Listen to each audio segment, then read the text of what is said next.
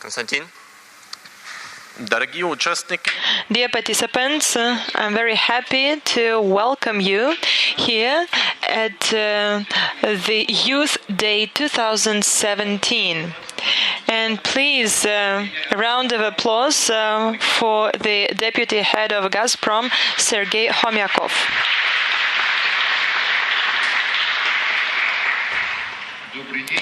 Good afternoon, dear friends. Today, just like 2 times before, we organized the Youth Day for the 3rd time within the framework of St. Petersburg International Gas Forum. It's a especially nervous day. There are heads of oil and gas companies from Europe with us. They are truly nervous. And they are very happy at the same time. Today, in the hall, there are representatives of 40 higher educational establishments from 10 countries. It's truly amazing. It's wonderful that young people are ready to participate in fair competition. The competition finished yesterday, and we found out who knows gas business better and who is the winner. Today you have a perfect opportunity to see the winners and to ask any questions to the heads of oil and gas companies and to listen to their answers. Let's see what answers they give us. The contest finished yesterday. The winners are there. The head of the jury, Mr. Kramer, told us it was very hard to choose a winner. It was really a photo finish. We found the winner in such a difficult area as the situation with the companies, global companies at LNG market. The winners were determined, and the winner is a team from France. Team from France. Dear colleagues, please come on stage.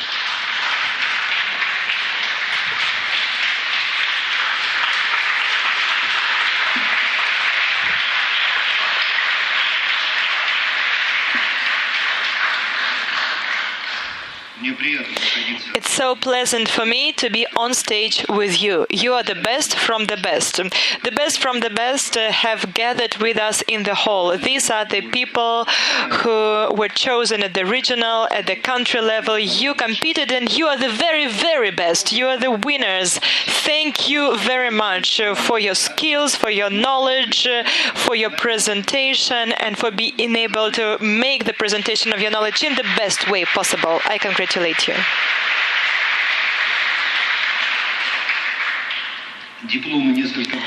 The certificates will be awarded to you a little bit later. There are some technical issues, but the general and the most important prize is internship at the facilities of oil and gas industry. So you will go to the company which is one of our partners. We wish you all the best during the internship, much success to you in your life, and I hope that we will meet if I continue to work at some business forums and we'll talk about gas issues. I hope that you will choose oil and gas as your industry. Dear colleagues, are we going to take a picture with the winners? Yes, I want to stand in front of you or somewhere in between. Okay.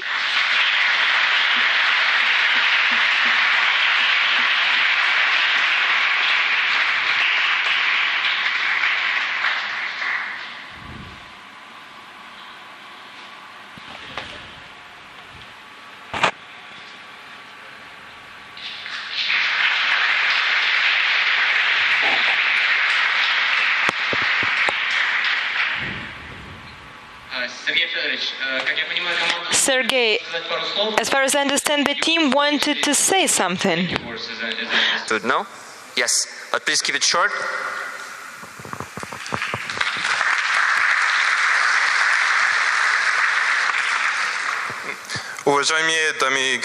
Distinguished ladies and gentlemen, we just wanted to thank all of you. It was a great competition We really would like to thank the organizers, the participants, the expert committee as well. We really had a truly amazing experience, and hopefully this competition is truly international. It will grow in the coming years, and we will see more and more people participating and improving the relationships between Russia, the rest of the world, different countries. So thank you, all of you. It was a great experience. Thank you. Thank you.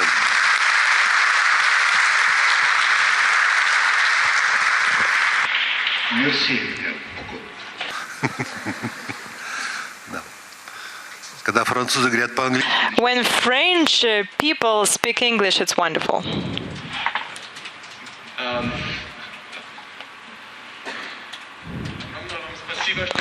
Thank you very much for organizing this awarding ceremony for the winners team, but please remain on stage. We'll hold the off-time meeting in English.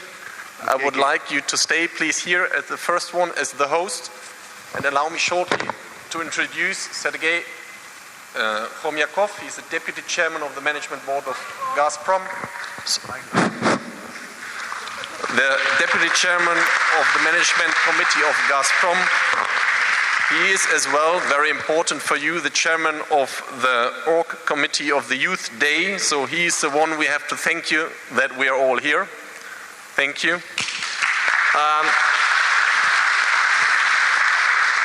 Please welcome Klaus Schäfer from Germany, Chief Executive Officer of Uniper. Klaus Schäfer has his educational background in business administration, corporate accounting and finance, auditing and taxes. In executive positions since his early 30s. His professional background, Morgan Stanley, FIAG, Tuga, and then Yuan. Thank you.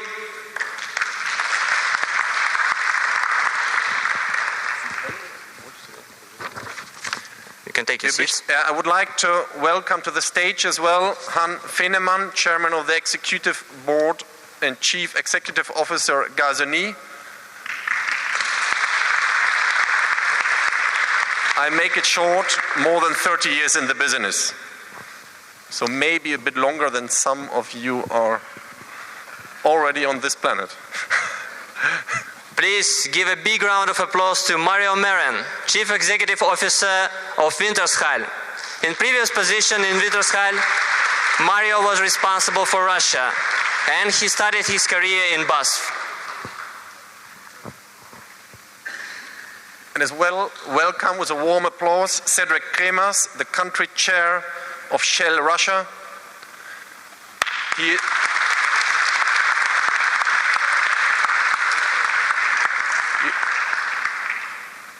You have a chance to have someone from a big group company living in Russia, working in Russia. All welcome. Please have a seat. Oh, yes. Can I have a mic? Today we have a meeting without ties. Dear colleagues, please take off your ties and relax. Thank you, Mr. Polakov. And actually, we saw that some people actually wearing a tie. If you are ready for CO level, please take it off. It's the off-time meeting. Allow me to put it here.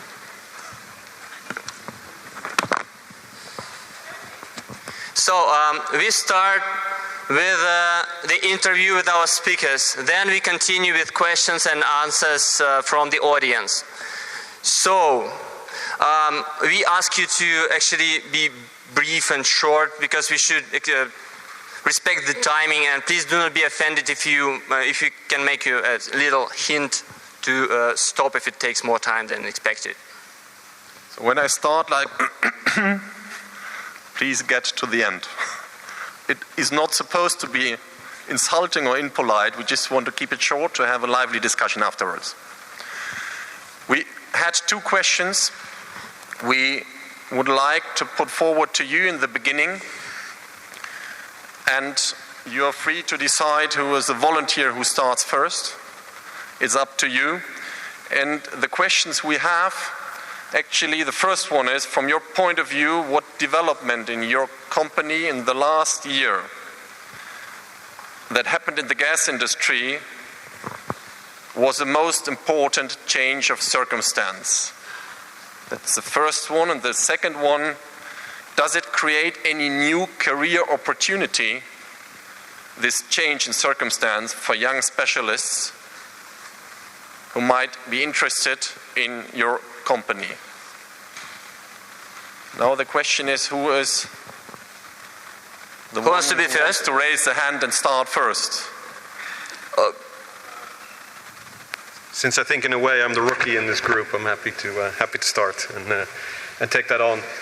Just reminded when you guys said to keep it short by a small quote from a friend of mine who's an Australian ambassador, used to work at the UN, and he said that the most two dreaded starting statements of people was either, Mr. Chairman, everything's been said, but not everybody has said it yet, and the other one was, dear audience, please let me keep it short. And then normally people in the room moan when you start with that, but I will do my best.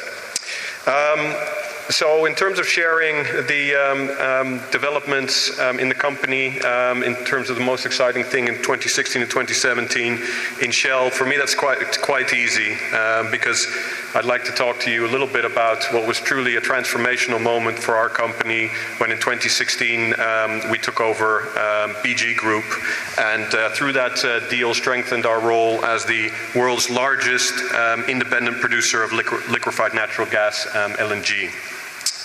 If you think a little bit about the background, kind of late 1990s, early 2000s, there were a significant number of very large M&A deals in the energy industry. BP and Amoco in 1998, Exxon and Mobil in 1999, and Chevron and Texaco in 2001.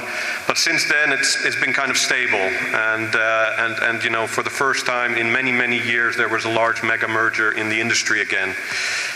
I think our company had an eye on BG for a long time, something that I think 4 different CEOs had considered and looked at over more than a decade's time.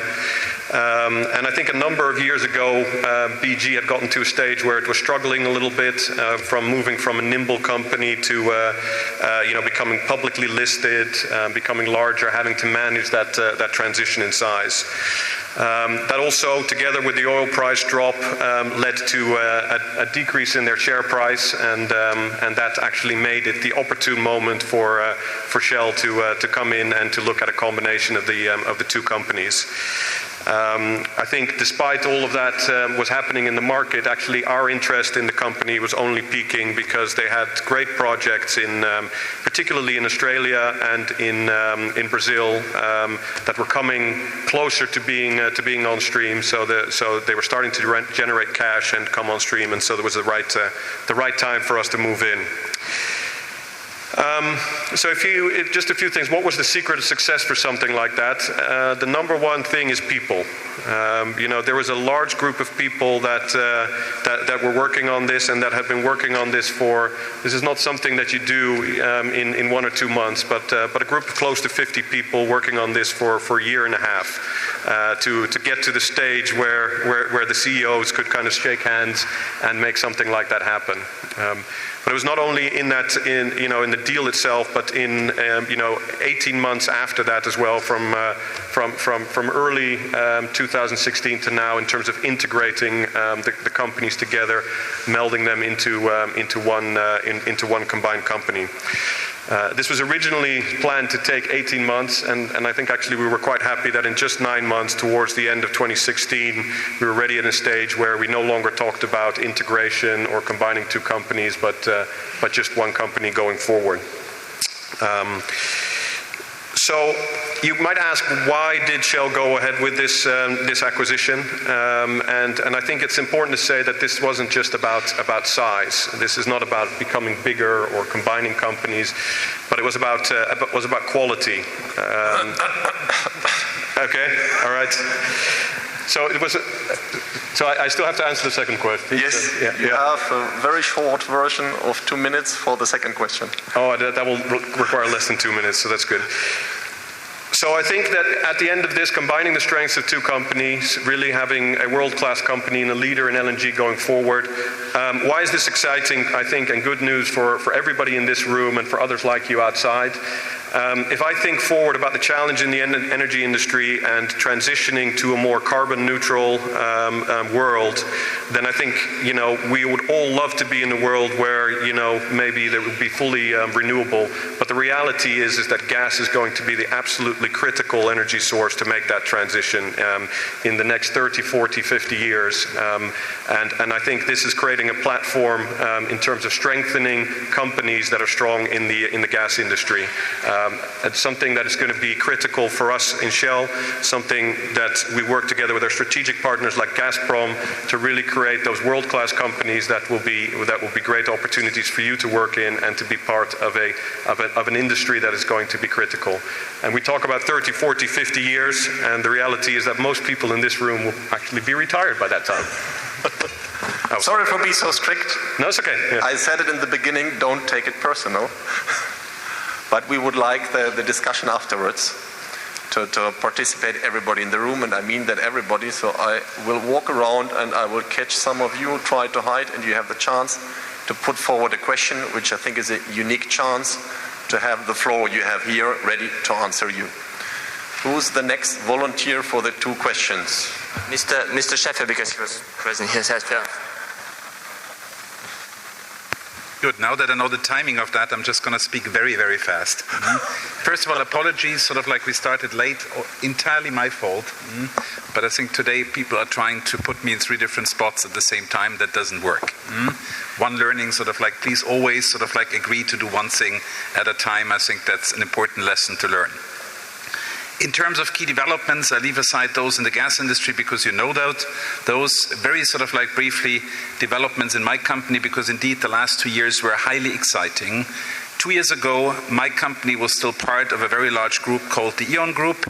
Then there came the decision, because of the fundamental changes in the market, renewables, green on one side, fossil on the other side, decentral, customer-oriented on the one side, system-oriented, big assets on the other side, to split E.ON in 2 and essentially leave one E.ON, that is renewables grid and retail sales, and then also create a new company called Uniper that was entirely focused on power and gas and the big assets, the big trading positions, the big gas business.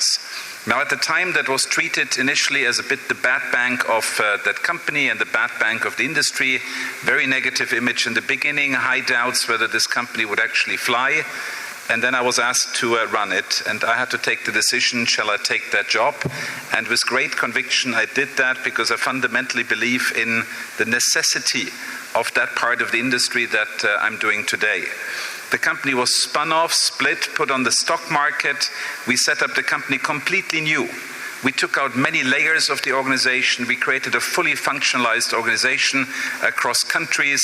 We streamlined the organization. We put a lot more emphasis also in terms of delegating authority to the right level, reduced the amount of boards and interim sort of like decision bodies, going for individual decision powers of really those people working in the organization.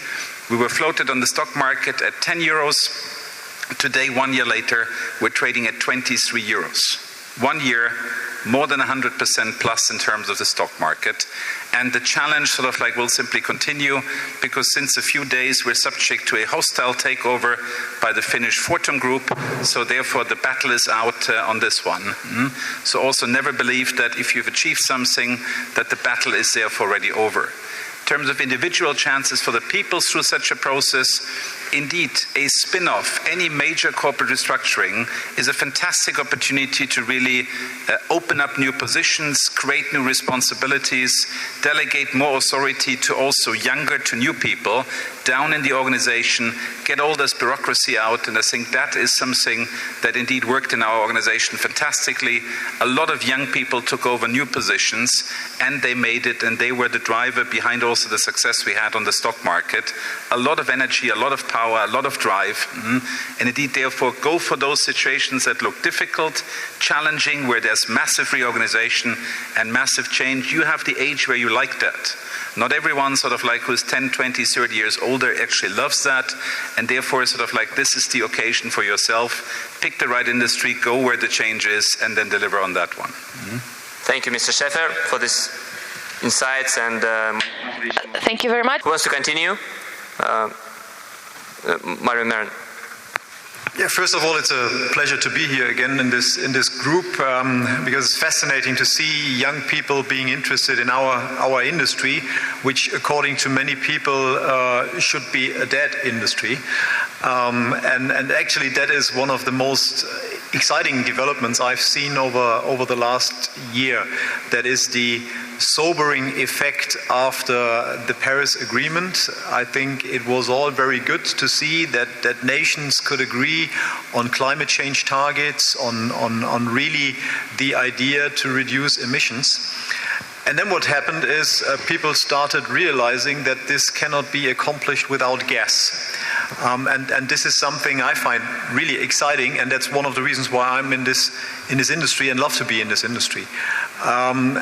Since I would say 18 months, you can see that people, politicians, but also we as the oil and gas companies start to talk again about gas positively. We don't excuse ourselves for being in that industry, but rather we make the clear case that if you want to accomplish climate change targets, emission reduction targets, then you need to have a very consequent move towards more gas in all important sectors, be it heating, be it transportation, or be it power generation. And I think we can do as an industry that we can really contribute to this change in energy consumption, having more gas in the energy mix, because we are a very, very innovative industry. We are very modern. The case that you are here as young people demonstrates that clearly. If you see how this industry has handled a massive decrease in prices over the last, let's say, 24 months, where prices have really halved, and the initiative that you have seen in the industry to bring costs down, to stay competitive, that really convinces me that we have the right people in place, that we are the right industry with the right products in order to bring forward what I would call a new energy policy for Europe and hopefully also the rest of the world. And I think this is the career opportunities for you. Whenever you get associated to the oil and gas industry, you can develop yourself being an engineer, being a commercial person, being a more into politics interested person. You can really move the needle. This is an industry where you are so close to geopolitics that if you want to have fun in life, if you want to be in fancy places like we are, be it in Libya, in Argentina, you can really change something and do something. So you are welcome, not only to Shell and Uniper, but also to Wintershall. Thank you very much. You were incredibly precise, time-wise. Very nice to be here. The micro. Very nice to be here. I think the gas industry is changing. I think 5 years ago, people within the gas industry would say, gas is good, gas is great, and really it's real. I think we're now changing. I think the attitude was from, we don't know what your problem is, but the solution is gas. And now our company, my company, has to change. We're active in Northwest European, and we are a gas infrastructure company. And I think the reason why we have to have a changing approach is that the popularity, the image of gas in Northwest Europe is under scrutiny. That has to do with the Paris Agreement, with say sentiments against fossil fuels. It has also to do with the earthquakes at the Groningen area in the Netherlands, the big gas fields with the people suffering from the gas exploration and production. And I think in that atmosphere, the Dutch government strongly stimulated renewable electricity, and everybody thought in our society, the not well-informed people, that if you have sufficient renewable electricity, then everything would be solved and we would meet the Paris Agreement. Nobody really understood that if we fully renew our electricity sector, we have still 85% of the fossil fuels to go. So that was really a wake-up call. And I think for my company, which is part of society, the big news was that there is a change in the atmosphere and in the awareness of policymakers and of the public. And the change is that electricity is only part of the problem. especially the industry segments, you're not able to greenify, to renew the energy in the industry sector with electricity alone. You need gases, you need other fuels, and also in the built environment, it's very difficult to have the electricity option because you have the summer-winter spread, and households need the energy in the wintertime, and in the wintertime the sun is not shining and there are periods with 3 weeks of no wind. So how to overcome that problem? Now, for my company, focuses on gas solutions, and I think we have the wind in the sails again. There are a couple of solutions that we do, a couple of approaches we have. One is gasification of biomass. Instead of burning it in a coal-fired power plant, we think that gasification is a better solution for the long-term future.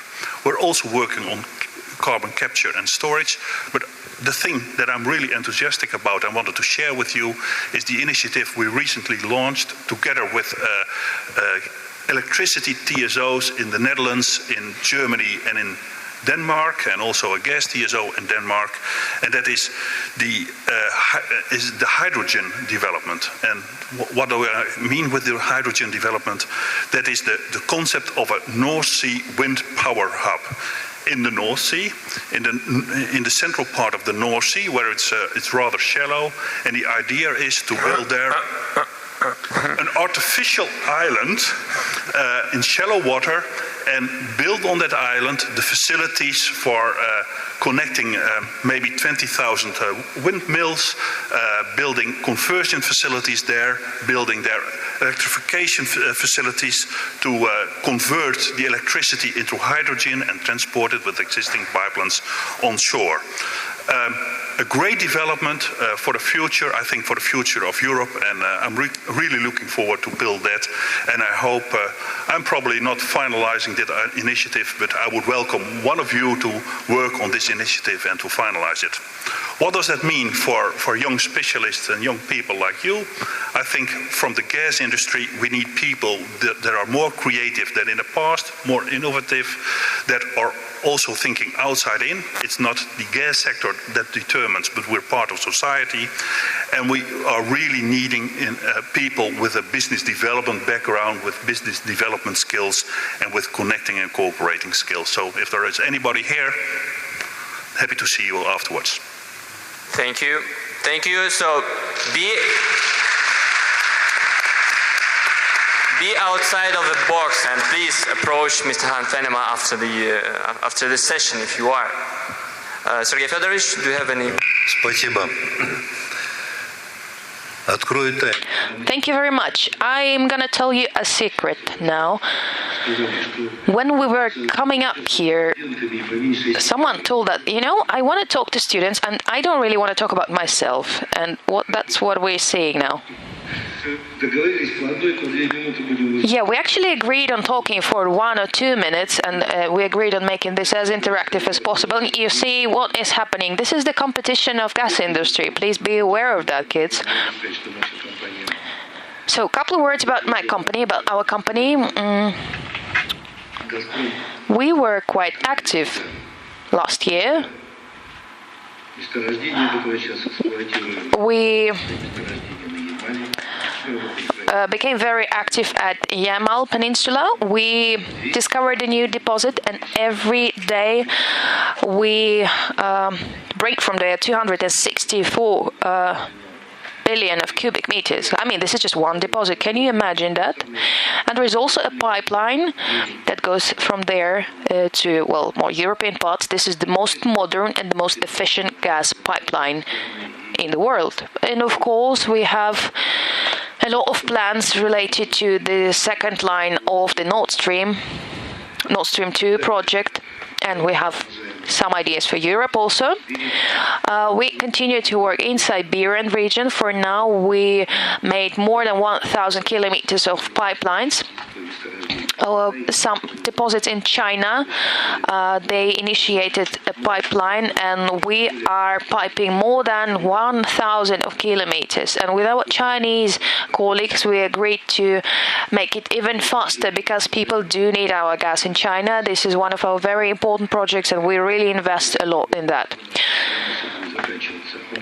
Chinese pipeline at our battery line will end up with a more power station, which is one of our quite important project as well. This is one of the the capacity of that one is a very big, and I believe it's the second biggest power plant if we judge by capacity.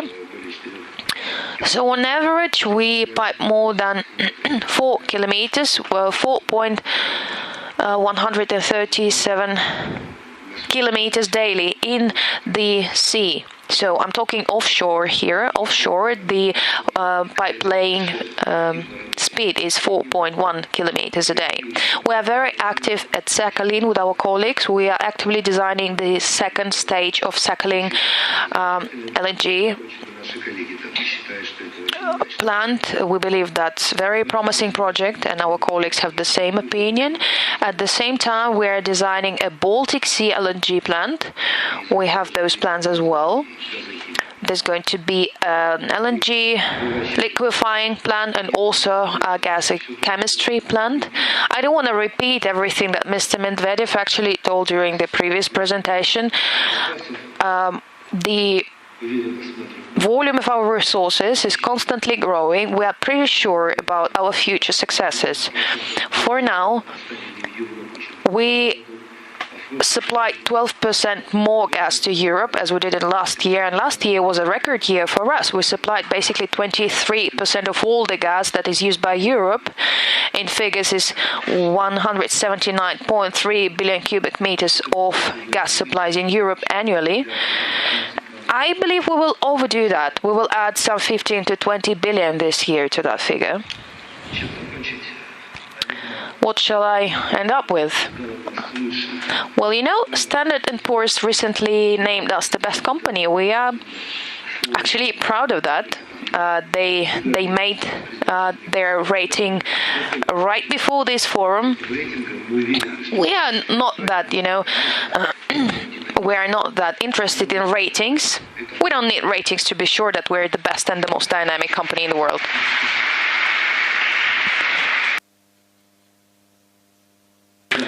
Well, just briefly, one comment to add. You want me to tell why people shall come to work in our company? Well, probably because we're the best company, for example, and because we're implementing mega project, and especially when you're young, this is quite an important thing, believe me. When you feel that you are the part of something huge, of something really important and big, you're not working for money, you're working for the country. In our case, we're working for the country only. And it's very interesting to work in our company. I saw the young groups that are working at Balanenko, at Tomsk. These are unique people, I tell you. I don't know how they work exactly, but, well, their results are quite good. And, well, when they're not working, they're really having a good time. So please come and work for us. That will be fun. They all talked too long and did not stick to the 3 minutes because, for one reason, which you should always conquer for yourself, because they are full of passion for what they do. So I'm sure everybody of them would like to talk to you about what happened in the last year, what kept them 24 hours a day sometimes, very long each of them. All together we tried to limit that. Sorry for interrupting. Don't take it personal. And would like to continue with some more personal questions towards you. And I hand over to Pavel. You start. Thank you. You've heard it all.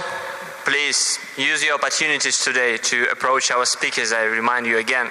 So now we continue with some personal questions to our speakers. And the first one goes to Mr. Schäfer. You have an enormous experience in energy industry. What are personal qualities and professional skills that allowed you to succeed in your company you can identify as the most important?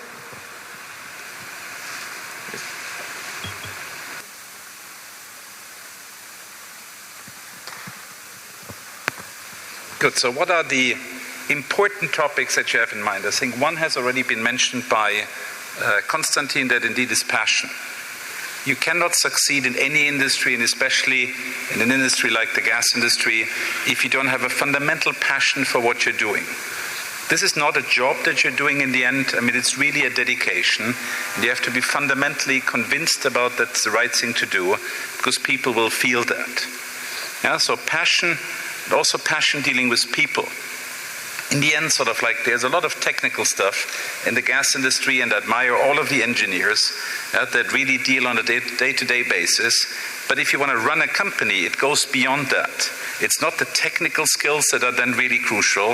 It is really then the personal skills in terms of motivating the people, going out, having a judgment and a good feeling for the right people that you actually pick, and then continue to motivate them, continue to give them really a clear sort of direction and a clear future so that they can perform them themselves. Yeah, and that again does only come from if you have a fundamental passion. People will feel it, you feel it, and then sort of like you're also capable of picking that up and delivering that. And that obviously needs to be coupled with sort of like one or two, I think, crucial skills in terms of then also translating that into really managing a company. I think the first one is indeed you have to have the right analytics.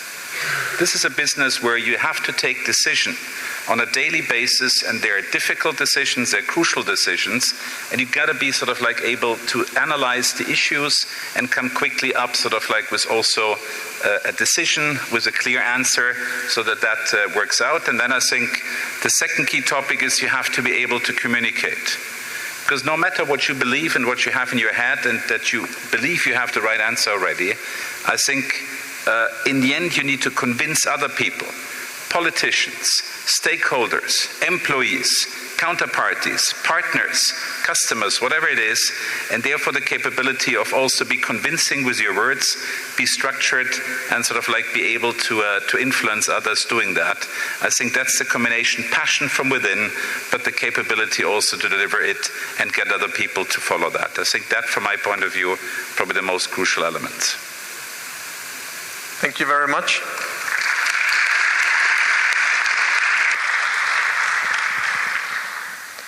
I would like to ask you, Han, a question. What advice would you give to yourself 30 years ago before starting from your today's point of view? The micro, please. Sorry, Mike. The micro. 30 years ago, I was 23 and I was joining an international oil and gas company. And I think within 1 year I had a new manager, and she was French, and she was a lady. I think French was more dominant. And I'm from the Netherlands, and I think the Netherlands are known for quite open and candid communication, direct. And if you don't agree with your boss, you don't feel resistance to say that, even not in meetings. And I think coming from a certain part of the north of the Netherlands, I was even more direct than the average Dutch youngster, let's say that. And we had a lot of conflicts with my boss, and I remember once that she almost tried to fire me because I was too direct and I was not too considerate enough. And then I realized, okay, but she's French, and I should learn the difference between people from different countries, from different cultural backgrounds. And then I bought the book Culture's Consequences, and that learned me that there are a huge impact on leadership style of people from cultural consequences.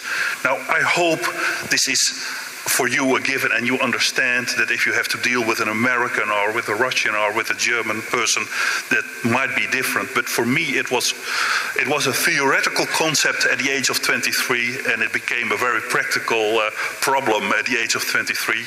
Reading that book that I should have done earlier. Thank you.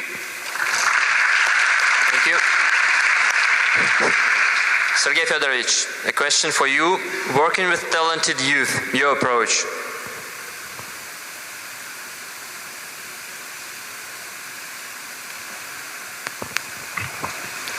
Но не только с молодыми. Well, I work not only with the young people, but of course there are young people too. Ladies and gentlemen, now we pay much attention to work with the young people. It's truly so. Why? Because a lot of our facilities are located in the far north, in the faraway regions, and people who come to our companies should understand how to face these difficulties. Sometimes it's really hard. For example, if it's an area in Novy Urengoy, in Nadim, in the Far East, the conditions are really severe there, so we have to inform people about working conditions if you transport gas or if you extract gas in the far north. We actively work with really young people, and I mean pupils, children from schools. We have Gazprom classes, and we provide information about Gazprom to school children. We organize this program together with the higher educational establishments, our universities. The heads of the universities are there. Thank you for being with us today, and we are so thankful that you work with your students on a regular basis. So together with our universities, we train people. We work with children from schools. We also train them, and then they come to Gazprom already trained. Also, the universities organize research and development for Gazprom. Students participate there, and it's like internship while you study at the university. You get some professional skills. Then young experts that come to join us, they have the Council of Young Specialists. Sometimes they ask us really different questions, like how to work better, how to make work more interesting, how to make everyday life more interesting, how to organize work. We take decisions together with young generation. Thank you.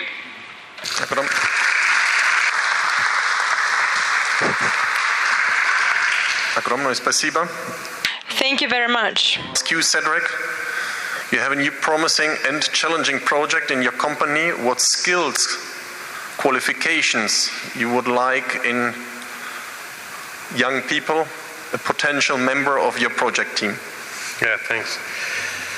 So I think if I look at a new project or team or whatever, and you have to select people for it, and I think nowadays, you know, in our company, but also outside, you take technical skills and competencies almost as a given. It's what I would call a table stake. You kind of need it to even get in the door. And maybe to give a little bit of a personal experience, I spent a large number of years before this role working in Asia, and I could tell you for many people in this room, you look at places like China and India, and just the sheer number of people coming out with high degrees and you know, very intelligent, the skills and competencies, you know, there's huge competition out there. And why do I say that? Because that's the given, and it's not anymore what makes you competitive and what differentiates you, and also not what I look for in to put together high-performing teams. When I look for high-performing teams, I look for people that have the right attitude. That, as Klaus said, that have a certain passion for what they're doing. But the other thing that I would say to that as well is people that are willing to take risk. So people that are willing to take, first of all, personal risk. So the curiosity to learn about things around you, more than just your own job and your own role, but how all the pieces come together. The willing to take personal risk, to put yourself outside of your comfort zone and to try new things, to stretch yourself, etc. And then I think very importantly that personal risk then translates into business risk, and being able to take appropriate business risk and do the right thing, because the reality is you can't compete in today's marketplace anymore if you don't take risk and take the right amount of risk to move forward and be competitive. So that's what I look for. Yep. Thank you very much. Thank you. You've heard it, you should have sparks in your eyes, and again, be passionate about your work, about your ideas, about what you do. And the last question goes to Mario Marin. You are in a final interview with perfect candidates. You can ask only one question to choose among these perfect candidates. What will be this question?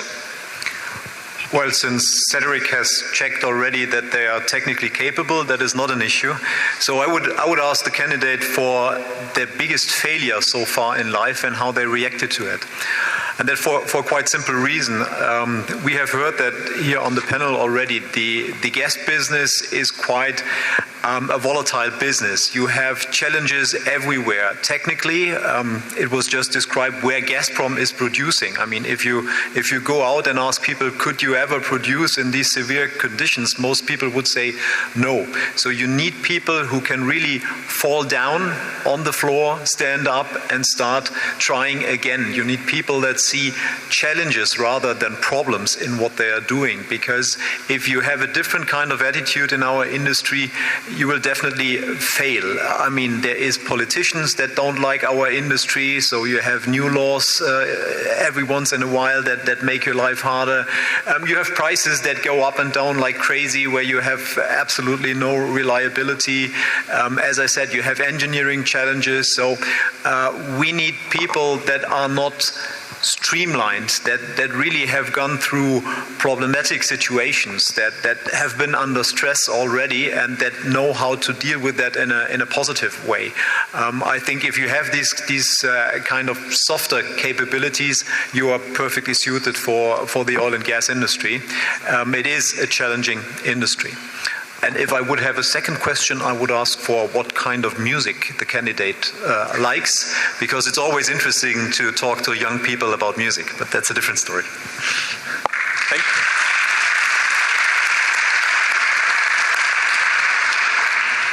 Thank you very much. Allow me to shortly summarize, wrap up what I took out of your statements. Be passionate, have joy in what you do, bring the will to fulfill, to deliver, convince people, stakeholders, partners, suppliers, customers, stand up for the company as if it is your company, stand up as if it is your money, what you're deciding upon. That means take responsibility, don't be afraid, don't ask big groups to align, decide it yourself. And don't be afraid of doing mistakes. That's human. We are all human beings. We do mistakes. And we fall and we have to stand up, like in a boxing fight or whatever. Get used to that. You always get bumped. You always get a bit kicked. That's normal. You don't have to suffer from that more than others. And don't forget about the music. And the music. That's part of the joy. Thank you very much again. Would now like to start a discussion with you. We would like you to give the chance to get answers from these very esteemed panel. And we asked you before to send in questions. There were more than 100 questions. We will not have the time for all of that. We will try to make a mixture between that. At least we have here several university delegations that you will put forward, minimum one from each university. If you have any comment in between, any statement, jump in. You already know how we deal with people who talk too long. It's not personal, it's just professional. So I would like to start with the first university from Austria, the Montanuniversität Löwen. Where is the team?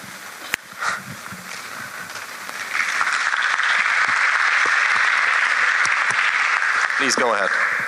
Thank you very much. My question would be directed most probably to Mr. Kramers. I assume you have lived in quite a few places already. So my question would be, how did you feel when you first had to move to another country? And in general, how is your experience with working abroad, maybe especially in Russia? Thank you. Mr. Kramers, to add, we had one more question, like what question you ask first when you enter the new country? The first question, okay. No, I have had the blessing or an opportunity to live in many different places, both in my youth actually, as well as in my career. I think the first thing that I often also say to new graduates in our company is to be careful what you wish for. I was working for Shell in the Netherlands, where I started, and I started in the retail business, but I really wanted to move to upstream, and they said, okay, great. And I said, so what kind of role would you be? I said, well, put me as close as you can to the wellhead, and preferably, if it's possible, somewhere outside of the Netherlands. I was saying, well, maybe it's going to be Scotland or Norway or whatever. So they came back 2 weeks later and they said, we have a perfect job for you working in the field in Port Harcourt in Nigeria. And 2 months later, I was on the plane and on my way. So I think that it's been my career in many ways has been like that since then, moving to different places and having the opportunity to work in different places. I think it links very much to what I said earlier. If you are willing to put yourself out there, try new things, be curious, take risk. It's an enormous learning school, particularly early in your career. So the question is, what is the first thing that I ask when I come into a new country? Actually, I will be honest that one of the very first things I asked when I came to Russia from one of my colleagues was, when and on which day does the company play their evening football game? Because and I'm happy to say that in Shell Moscow they actually play twice a week, because it's one of the things I've been able to do every single place I've been, an important part of also relaxing outside of work and keeping yourself, keeping stress and other things away. Yeah. Thank you. Does anybody want to comment? So we give the opportunity to ask question to University Duisburg-Essen from Germany. Where is the university? Yes.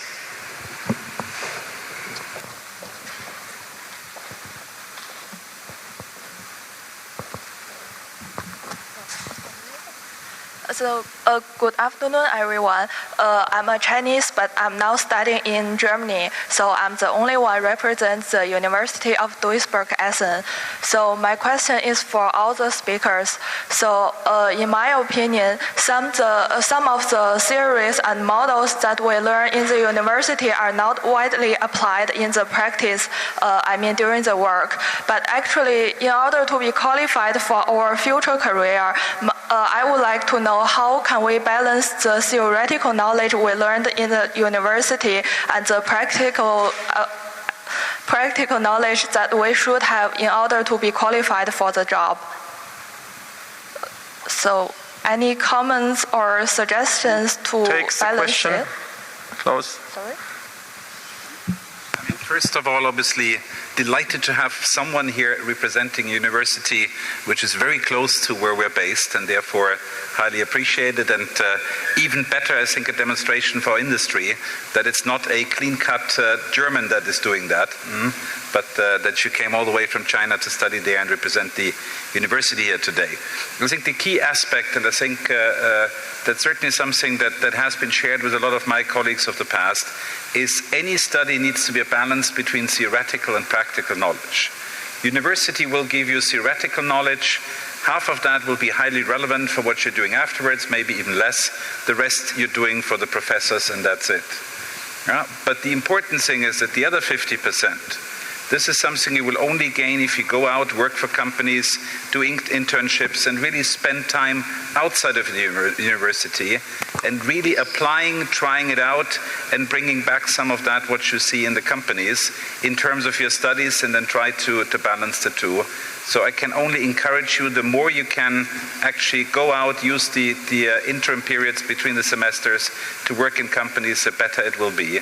And also in terms of your future career, I think it will be crucial. Sergey?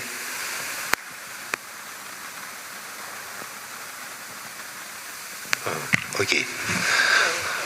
Да, поскольку You probably heard that we have developed a certain practical system for former students. We try to explain them what working is actually about. internship is crucially important. My colleague is right. Sometimes we just take students for internship. We have a lot of different structures, like some of them very huge, 15,000, I don't know, 1,800, for example. These are structures, upstream, downstream, and I assure you that every CEO of every that working operational structure, they all started with obtaining a professional skill, a profession. They started with mechanics, with engineering, while being a student at the same time. So all of them who are now, in administration, CEOs, they all started with, on the root level. This is the only way to achieve something in your profession. From me, I'm heading roughly 190 people in trade with 8 billion turnover. If I see people in my meetings playing with mobiles, I know they're not really focused. So if I see you playing on iPhones, which is always fun, I know, you're not focused on the topic, on the room you are in. That's a side comment from my side. The next university I would like to invite is from Russia. It's the Ufa State Petroleum Technological University. Please go ahead, the floor is yours. Good afternoon, everyone. My name is Ruth from Ufa State Petroleum University, and my question goes to Mr. Cedric, please. Please, may I know the oil prices, in your opinion, when are they likely to bounce back to the previous prices? Because I think this is affecting the employment rate in many companies, especially for new graduates and young specialists. And I also wanted to know, Shell incorporated a new system for new graduates, the selection process. I want to know, do the aptitude tests really affect the selection process? And what is expected from the on-demand video? What are the qualifications? Thank you. Hopefully I can remember all three parts of that. I more often get these questions around, okay, well, what's the oil price going to be at X or Y time? And, I sometimes jokingly say that if I knew what the oil price was going to be 6 or 12 months from now, I would be making my money in very different ways and not working for a company like this. I think actually the most important thing is what you've seen in let's say the last few years, with oil prices having been above, far above $100. We had this in 2008 period with the crash, but it rebounded relatively quickly. And now again, much longer, it's been at lower prices. Within our company, we really talk about, understanding how to be competitive in a lower for longer world. And I think that's critical. And you heard some of those things in the panel earlier and from this panel as well. It's not about waiting for the oil price to rebound and then be profitable again. It's about being profitable in every environment and being competitive against other energy sources, being competitive against other companies. And so that's what we focus on in our company, in our projects, with our partners to achieve, rather than try to predict an oil price and wait for that to come. So the Shell recruitment process, so I'm happy to take more details on that later. I can tell you that yes, every part of it actually is taken into account in different ways in terms of making selections. There's no one thing that in and of itself determines the selection of new graduates, but all the different parts of the process get taken in together to try and form a picture of who we think would fit well into our company. So I hope that helps. Yeah. Thank you. Does somebody have something to add? When is the crisis over? Who wants to follow up on that? I think Cedric is perfectly right. I mean, we shouldn't spend time on thinking too much. When is the price bouncing back?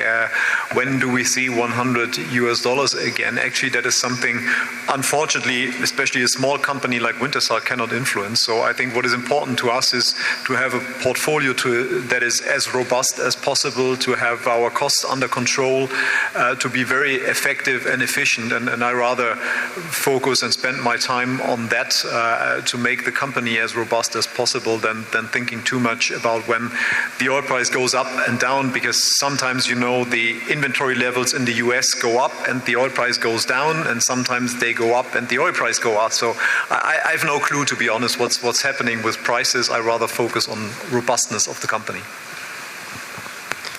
Thank you, Mr. Marin. Yeah.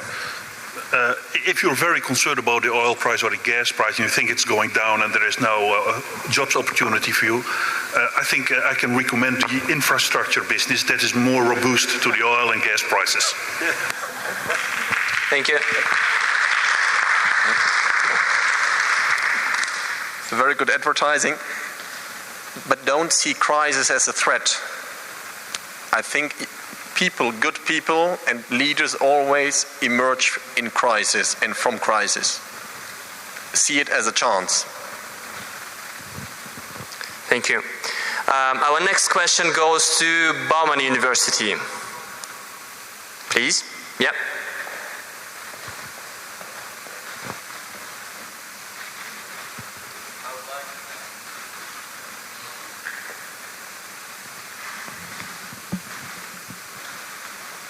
I would like to address my question to Sergei Khomyakov. Many students are convinced nowadays that they have to study MBA to get a managerial position in your company. Do you agree with this statement or not?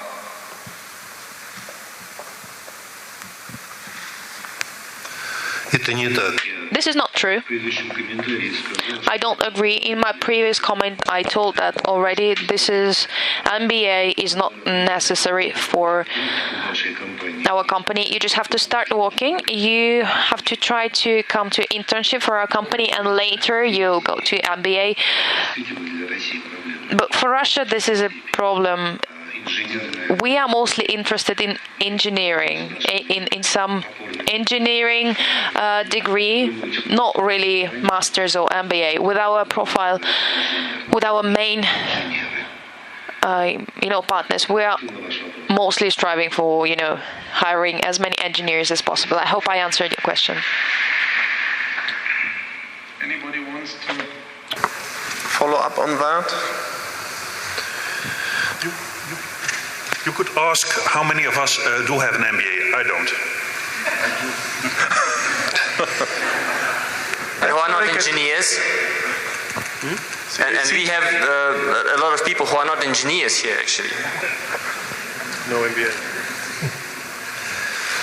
Next question is for Bolivia, the Gabriel René Moreno University from Santa Cruz, Bolivia. Bienvenido. Good afternoon, all ladies and gentlemen. I have two questions. The first is for Sergei Khomyakov. Do you always consider it foreign language skill for the selection process? And the second one is for Mario Marin. Do you always consider good grades for the selection process in a young professional, or do you prefer language skill, fast learning, and experience for the selection?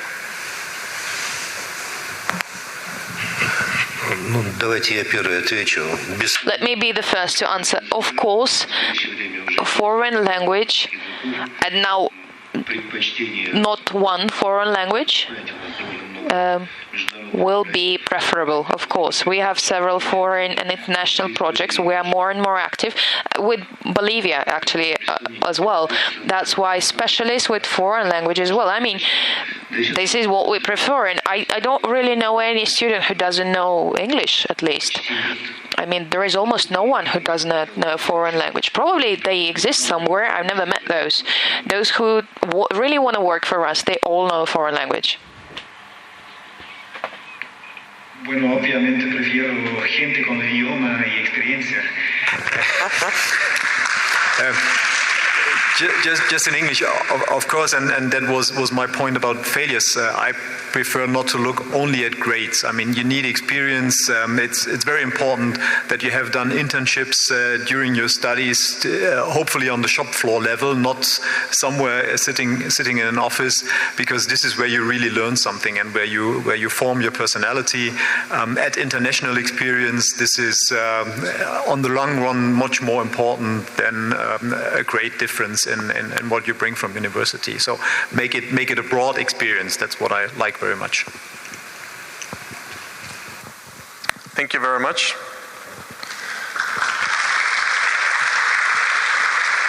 Thank you. Speaking about new languages and new skills, we have students from China University this year here, and they wanted to ask a question. Yeah. Okay, thank you. I have a question for all of our distinguished guests. And okay, I'm from the China University of Petroleum, and it's first time to be here. And I also joined the case contest yesterday, and it's really amazing. Okay, and my question is like this: all of you have mentioned passion, and which is really important.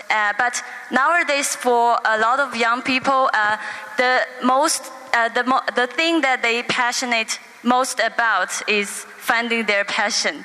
So I'm wondering, how do you find your passion? And is there like a milestone event in your life that make you believe that, oh my God, I'm doing the right career? So this is my question about passion. Thank you. Thank you. So maybe I'll start with that. Mario and I were talking earlier about that sometimes you get these questions like, what's the purpose of the company, or what's your personal purpose, and things like that. And we've often discussed this as, you know, I've described it to people as you have the big P and the small p. And the big P is maybe about the things that is your life's purpose or the company's purpose and things. And that's, as I completely agree with you, it's quite difficult to figure out exactly what that is. But I think it's also very important to have small p and small purpose, by which I mean is that you're very purposeful about all the things that you do. And so to always be thinking about everything that you're doing, why am I doing this, and understand what you're trying to achieve and do with it. And I'm trying to draw the parallel to passion as well. It doesn't necessarily, you know, even in terms of certain things that you do with your job, etc. And you know, I think probably others in the panel as well. There have been jobs I've loved, and there have been jobs I've certainly loved less. But I don't think it's always about being your life's passion, but doing things with passion, being passionate about what you're doing and trying to do it well and finding with it. So maybe I don't think you immediately have to figure out your life's passion or before you select your first job or career or path. Yeah. Thank you. Yeah. Mr. Shepard. Given that I was so adamant about passion before, I think in the end it really depends on circumstances and individual events, I think, that influence yourself throughout your career and your development. And again, sort of like for me, maybe two decisive ones which describe a bit where the passion comes from. I think the first one is when I first looked at the energy industry in Germany. I mean, I was working for a conglomerate with very different activities, the least interesting and the most boring of which were energy at the time. This was 1999. It was a completely regulated industry. It was boring as hell, and people knew exactly what their earnings were 5 years out. And therefore, that's for me the last industry to work for. In 1999, then regulation changed completely. The whole sort of like competition was unleashed on an industry that wasn't used to that at all. And I think that I found fascinating, how quickly change then could come, and therefore how you could also, participate in that and drive that, because I had obviously experiences from different industries.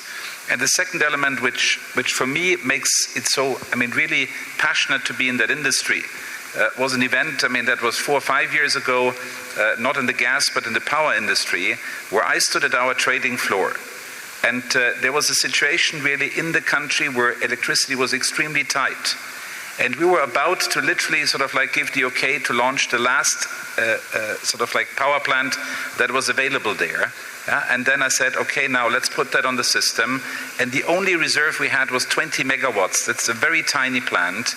But we knew by the decision that we took before that we avoided a blackout in the German system. And this is something that makes you proud to say, okay, this could have gone tremendously wrong in that point in time. But because you had the right people and the right setup, you could avoid that. And I think it's those events that really demonstrate to you what's the importance of a company and ultimately your very personal impact that you have on such a company.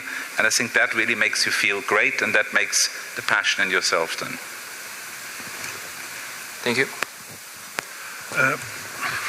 I think a wonderful discussion, a wonderful statement from Mario Meren, the big P and the small p. I think it's very important that you start a job and you actually don't know, and maybe you follow your intuition. But then after you've been there for a couple of years, then take a step back and reconsider, is this what I want? Is this how I can influence how I want to spend my life? And actually, I really enjoyed working in the energy sector, and after 20 years I was getting fed up with the energy sector, and I wanted to pursue another career, so I took a sabbatical, and after more than a year I found out that all the other areas were not interesting at all, and I wanted to go back to the energy sector, and now I work with more enthusiasm and more passion again for the industry sector. So start doing things, find out, explore, and if you're joining a company and you don't like that company, quit and go for another company. May I add something? I want to speak a little bit about passion. I totally agree with the colleagues. Everything you said was right. But there's one thing I'd like to add. Your wish to do something comes from love. Love to your work. Love to people who are around you. Well, men often demonstrate their love, their passion when they have women around them, because they want to demonstrate how passionate they are. They want to demonstrate that they're real men, that they have purpose, that they can pursue this purpose, that everything is possible. It's just a small addition I wanted to make, because every real man and every real woman has to understand it, because we all want to be liked. When I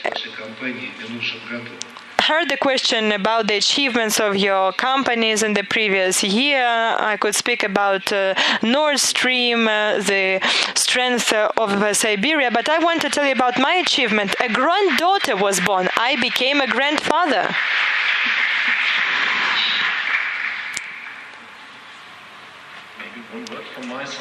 Come home and you tell your wife or your husband about your daily business, what you did, without asking her how was her day, and she will or he will answer, it's good to hear that you saved the world again, then you know you're in the right business and you're passionate. Then the next question goes to the St. Petersburg State University of Economics.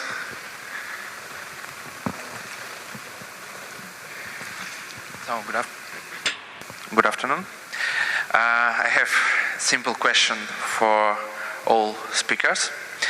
How would you describe your company in one sentence to a new employee? Thank you. He said one sentence. Who starts?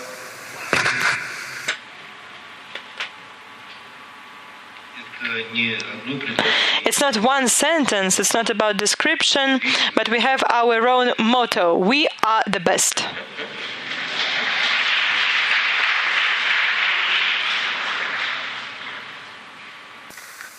Who follows up? I would say an exciting place to work if you want to be in an industry where you're making a difference to what matters in the world.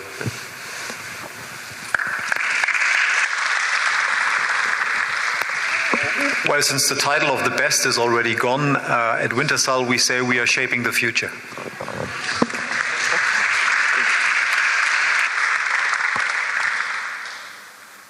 At Gasunie, a great place to work in an environment with purpose.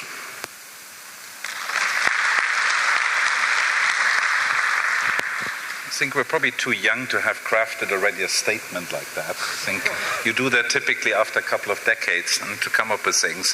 But one thing is for sure, in Uniper we stand for the security of energy supply in both power as well as gas.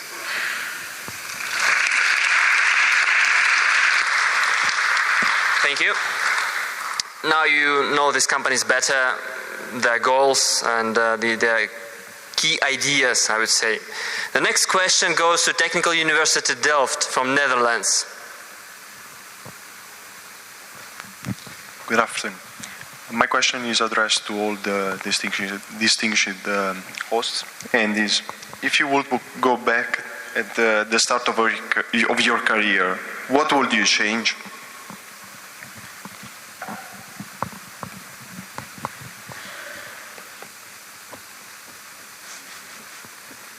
So many volunteers.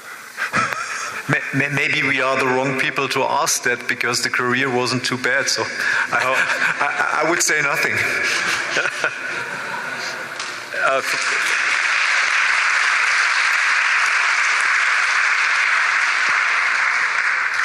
It's an easy one to answer for me. Before joining Shell, I spent about a year working in an investment bank, Morgan Stanley.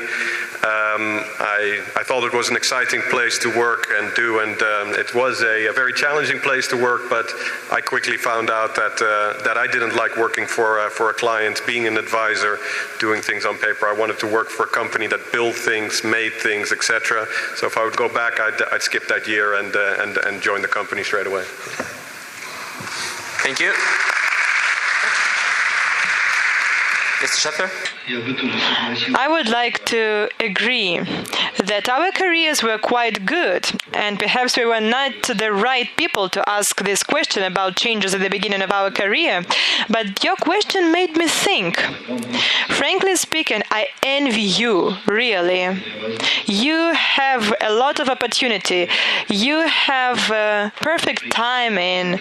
You identify yourself, identify your place in such an important sphere as energy. I would be happy to start my career at the very beginning in the energy sector, but I didn't have that opportunity. Actually, before that, we know that you worked in Morgan Stanley too. Do you want to skip this part too? Or? No, I think that's why I wanted to say that. I think the big difference to my esteemed colleague from Shell is it took me 3 years to understand it was the wrong company, therefore he was just faster. No, but the real point I wanted to make, I think, is one that Han Fennemer really illustrated earlier. The one thing I really regret I never made, neither at the start but also throughout my career, is taking some time off.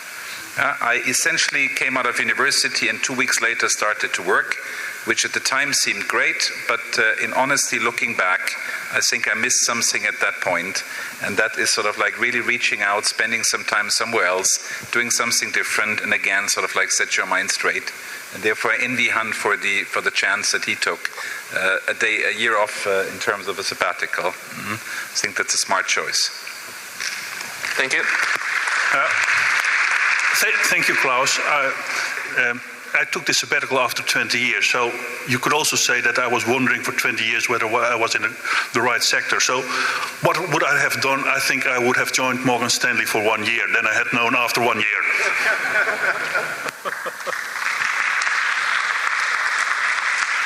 And I think this illustrates there is no one single way. Everybody has to find its way, and there is no a good way or a bad way.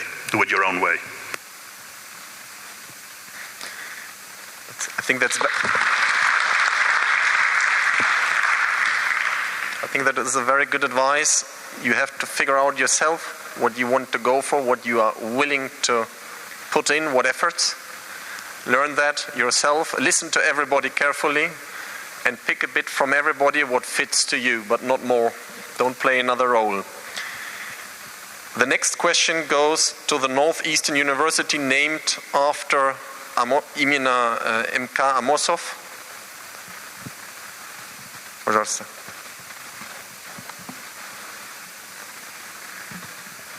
My question to all speakers, what will happen to the gas industry in the next 20 years? Thank you.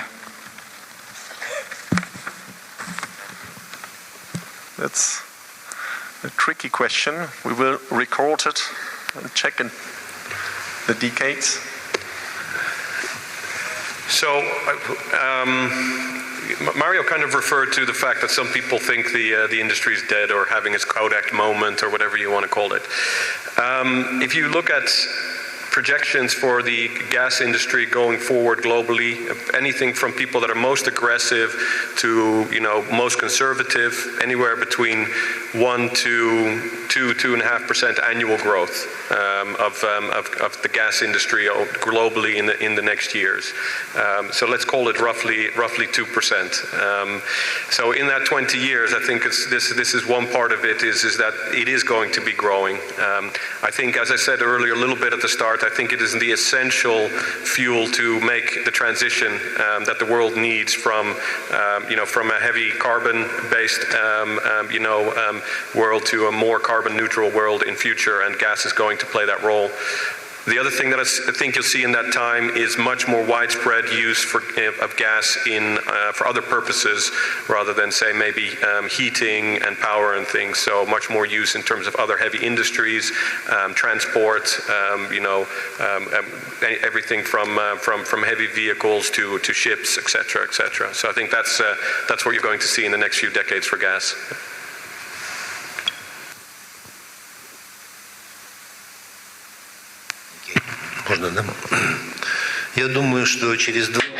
I believe that in 20 years, gas would be quite okay.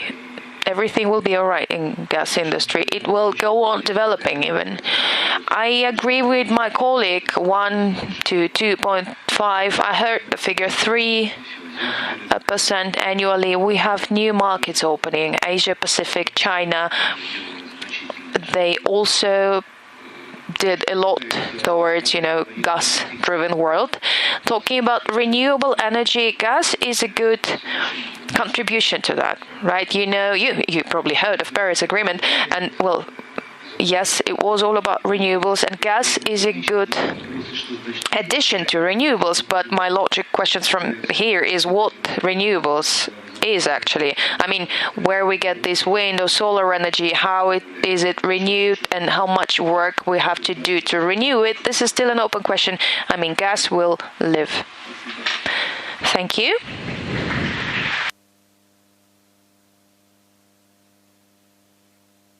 One comment from me, actually, before this meeting, we made a poll among our students, among our young specialists, and we asked several questions. One of these questions was, well, what do you choose to work your whole career, your whole life in one energy company, or do you want to choose companies? And actually, the majority shows that they really want to spend their whole career, their whole life in one energy company. So that's why I think they're asking these questions for what will happen in 20 years.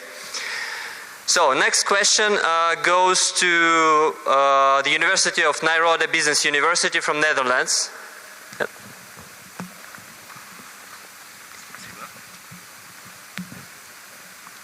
Good afternoon, everyone. My name is Andre from Nairobi Business University. My question will be directed to Mr. Kramer from Shell. As we understood in the Netherlands, Shell is starting to look into the renewable sector and starting to pay more attention in exploring opportunities in renewables.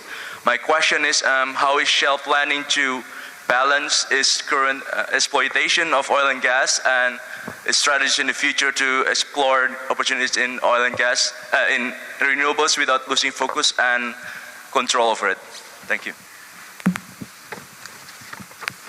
Yeah, so first of all, I think we refer to it in our company as new energies and not necessarily just as renewables, because we believe it's about a broader space of seeing not just, how energy is created or generated, as we say, such as renewables, but also how is it used, how is it stored, how is it purchased, everything, that entire chain. And we are looking to see is, okay, well, where might that market develop over, really looking 50 plus years and looking at that. So let me give you an example. It was mentioned earlier is hydrogen, for example. So we believe that, much longer in the second half of the decade, maybe even, that hydrogen will play a key role of connecting markets in some ways similar to how LNG does right now, in terms of being an efficient carrier of energy, in terms of generating energy in one place and bringing it to another place as a storage of energy in terms of where it's needed. So your question is, how do we balance this? I think it's what you've been hearing maybe here and some of the other things I've said before. Maybe let me share a few other facts. We talk about wind, solar, and other things, and it's mainly about the power industry. The current usage or the total energy demand currently that goes through the power industry is less than 20% still. So even when you talk about areas that 25% of power comes from renewables, that's 25% of 20% of total energy demand. So I think the reality is however quick solar or wind or other things will grow in different parts of the world, it cannot meet the energy demand that's growing from a growing population, people moving from low income to middle class. And so if you look at all these projections that we do, that other people do, even then you see the demand for gas and even oil still increasing in the decades to come.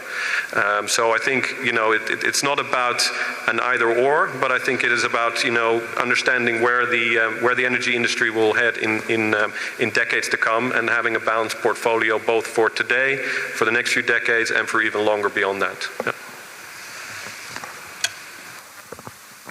Thank you.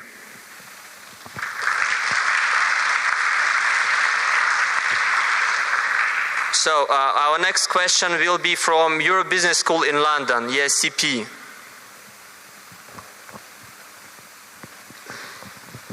Thank you very much. My name is Mateusz Ciasnocha. I'm Polish by origin, but studying at the ESCP Europe Business School in both London and Paris. In my question, I would like to draw on your vast experiences in energy space and not only. And I would like to know what is one trend in your career that you've been aware of, but you've completely disregarded, and this trend turned out to be extremely important for your companies and industry per se. Why did you disregard this trend, and how did you manage to catch up? Thank you very much. Who wants to start? Please. I mean, first of all, obviously delighted that my school is here, because I studied at the school that you just mentioned, and therefore obviously glad to answer on that. Honestly, I wish it would have been only one trend that I missed. Mm-hmm. Yeah, and therefore I think the difficulty is really the naming the one, because I think there are quite a couple actually. But I think in the end, the one trend that I think certainly we only got aware too late is that the customer really matters. Yeah, I think the industry has developed over the last 20 years from one where it was very system driven and it didn't matter whether there was a customer behind. You just did what you felt was right, you aligned it with governments, and that was about it. And I think the fundamental change that I've seen over the last 20 years is it's the customer, and the customer. And ultimately the customer also drives politics, and therefore also your environment is shaped by the customer. And therefore also always sort of like look into the eyes of the customers.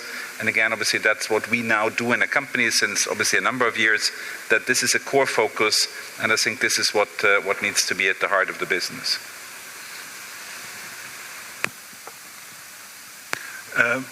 Klaus, I couldn't agree more. I think the customer is very important, and I think if I'm looking back in 30 years of experience in the energy sector, we always thought that the facts were more important than the opinions of the customer or the society, and I think most of those 30 years we were wrong.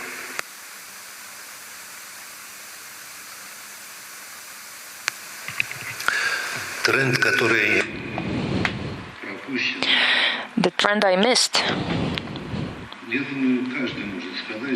I believe that everyone can actually say that I should have spent more attention to my education during your age, actually. I should have been more serious about my education when I was studying. When I remember myself being at your age, I realized that I wasn't always that serious about the profession I was learning, about the person I was learning to become. This is the trend you are now having. Don't oversee that. Thank you.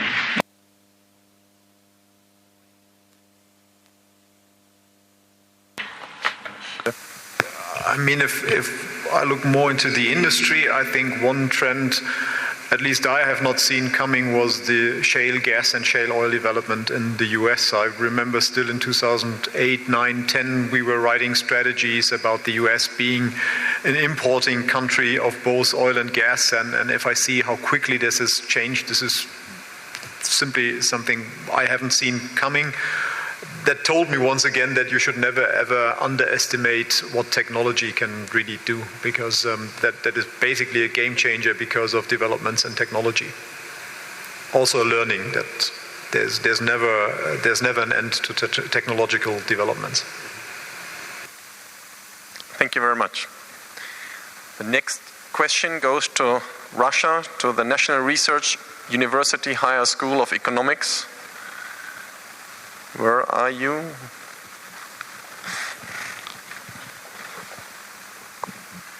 Thank you.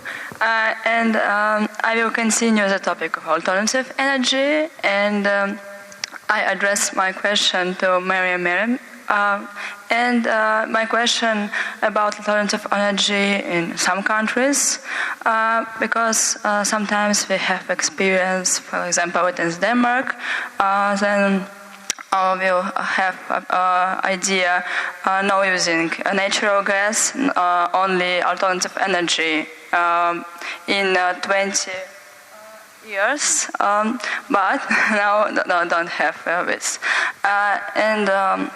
I want to know opinion of Miriam about it. How many years we have opportunity using only alternative energy? But not, and if it is possible, and how many years we need to this idea about. Thank you. Well, I just said you should never underestimate technology, and as you also said, there are different countries with different experience about renewables.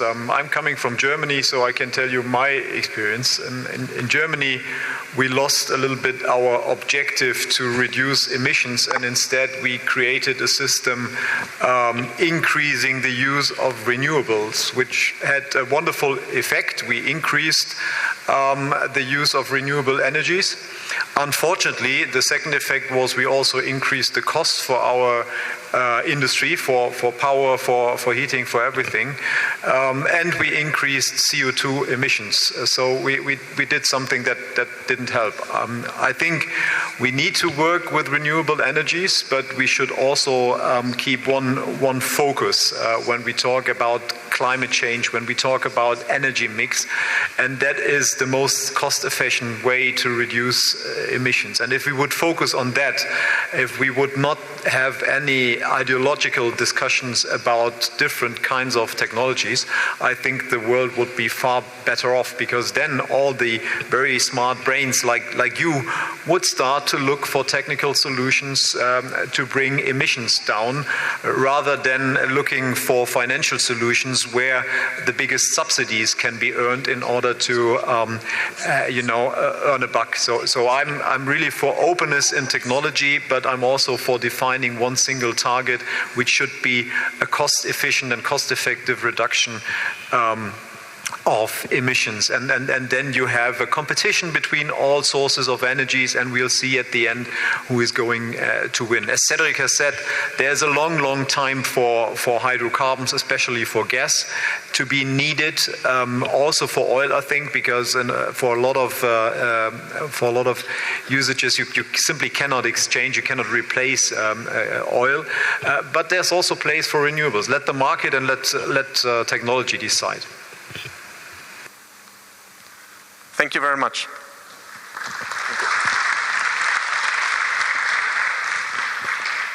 Time flies, I'm sorry to say that. Is there any urgent question? First, I have to apologize that we did not make all universities. I'm sorry. There were, as I said, there were far too many questions, which is wonderful. You have the chance when they want to leave to grab them and put directly forward your question. I'm sorry to say that. It's your chance. Make use of that, as I said, to have such an esteemed panel. One last question.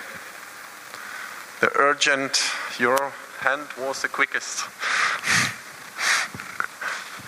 She was quicker, I'm sorry. Okay, good afternoon. My question is for Sergei Khomякov. Is it possible to build career in the gas industry with education focused on logistics? Thank you.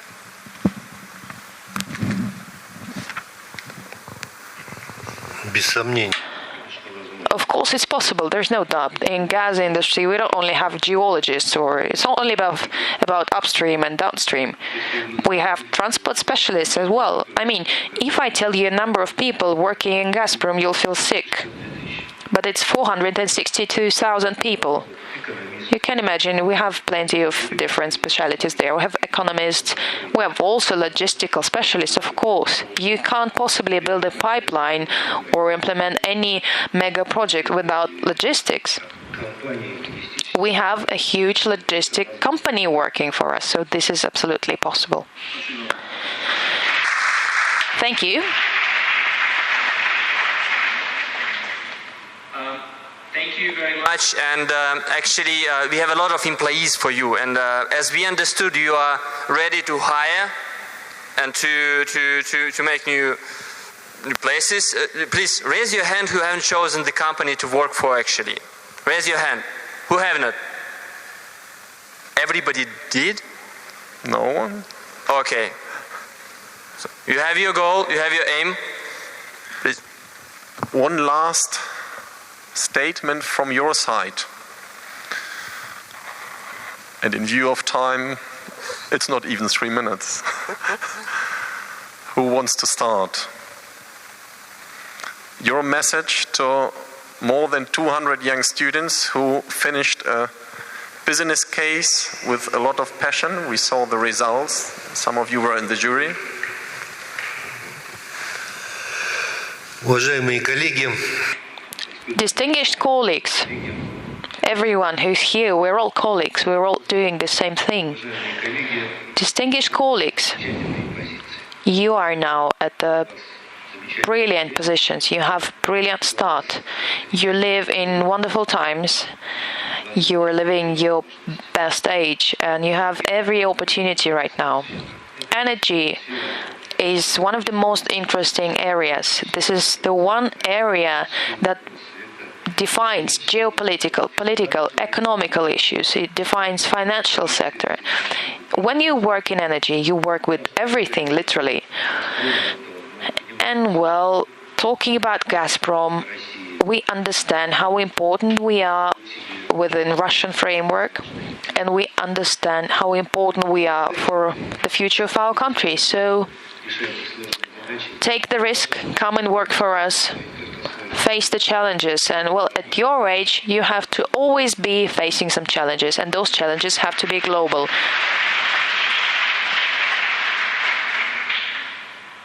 Who's the next with the last words? Okay.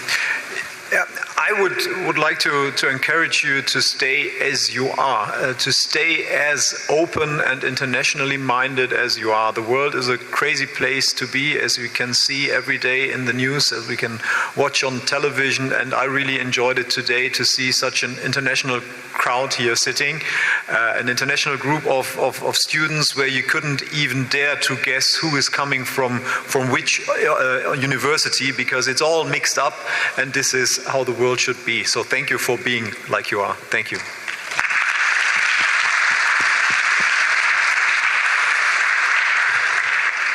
So maybe my last statement is I think I think everybody here has made the right start in terms of actually taking the initiative of being here and showing interest in this industry, and hopefully this has been a wonderful opportunity for everybody here to learn so much more about the industry through the cases that you've done, from each other, from all that you see here at the forum, from the different speakers, from all the stands and the exhibitions and things that are here, and also maybe some of the advice that you have received from my colleagues on the panel here. But I wanted to say as well what Mario said is, take those advices and figure out what it means to you, and then to see if this is the right industry for you, then and you have the right attitude, as I said earlier, then there's a place for you in this industry.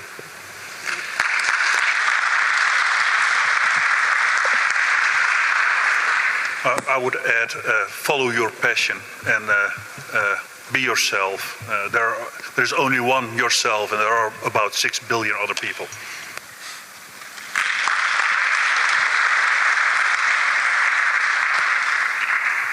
The good thing is all the important things have been said, but retain your curiosity and network. I mean, this is your occasion today amongst yourselves, sort of like get involved with the people here.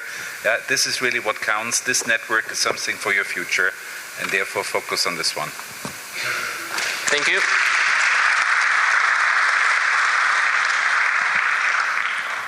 And before the end of our session, we want to invite to the scene Director of St. Petersburg State University of Economics, Igor Maximtsev.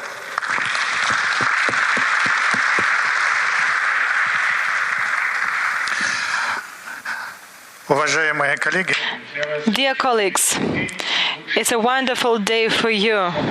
Best of the best have come here. The heads of leading energy companies of the world gave you sincere answers to your questions.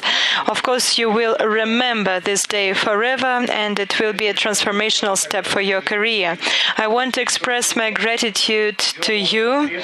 I want to thank the committee of HR, Alexei Miller, for his support, for organizing youth days within the framework of St. Petersburg International Gas Forum.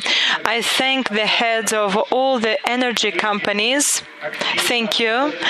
The colleagues participated actively in the preparation of cases and choosing cases. I thank the faculty of the best Russian educational establishments. I wish you all much success and a lot of interesting experiments in the future, because life is like a part of a big experiment. Success to you.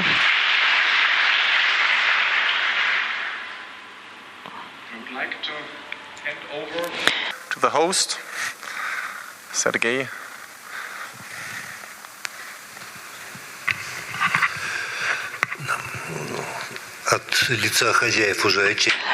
On behalf of the host, I would like to tell you thank you very much, all the participants. Thank you for being here today. Thank you for coming here. Thank you for participating in the competition. A special respect to our winners. Thank you for your achievements. Those who haven't won, I wish you success next time. Your future lies ahead of you. I have already told it to you.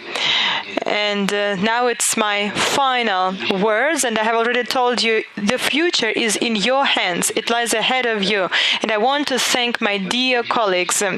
We are always interested in such meetings very much.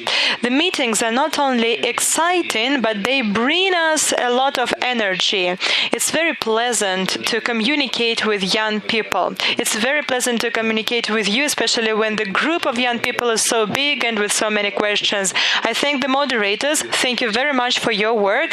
You moderated the session really well, and you were calm, even when we couldn't stick to the time framework. I thank the organizers, the International Business Congress, and also I would like to thank our partners from EDI. Thank you very much for your work.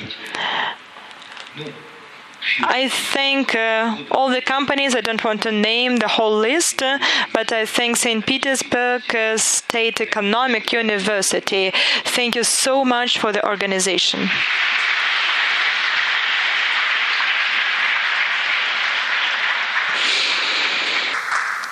A huge thank you from the two of us to the panelists. Thank you for taking the time. Thank you for taking 2 hours to discuss with the future.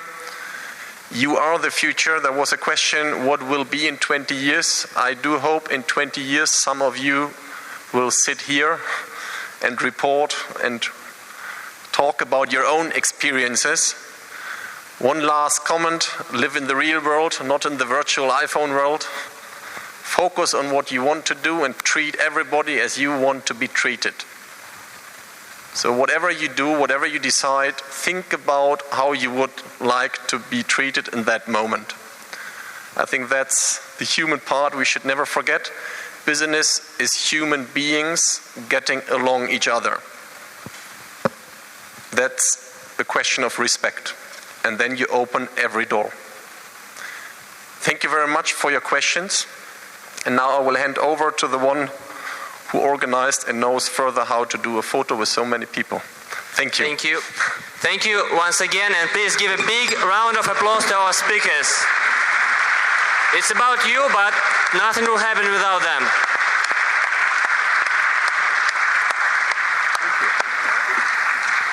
And we have a last request actually from you. We want to make a photo with you all together. Everybody's invited here because the photographer will be on the stage.